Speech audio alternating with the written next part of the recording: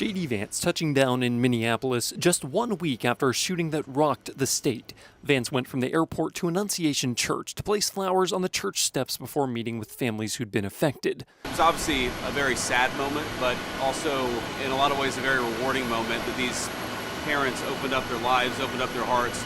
On the tarmac before he departed, the VP spoke to media. He said his meetings with families were emotional. There is nothing that you can say that can take away the grief that these parents are dealing with. There is no word that can possibly describe the feeling or the emotion or the heartbreak. One of the VP's meetings was with the family of Lydia Kaiser, a young girl who remains hospitalized a week after the shooting. Kaiser's parents requested that media present their statements in full if they chose to air them.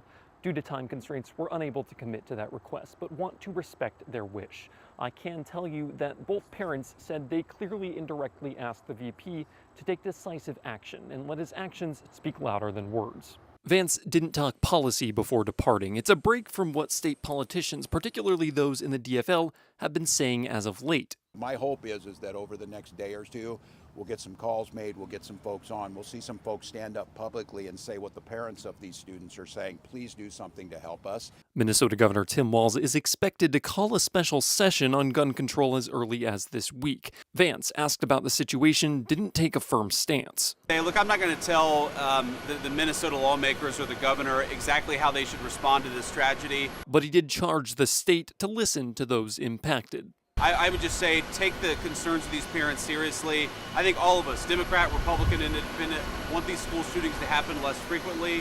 Hopefully there's some steps that we can take to make that happen. Reporting in St. Paul, I'm Quinn Gorham.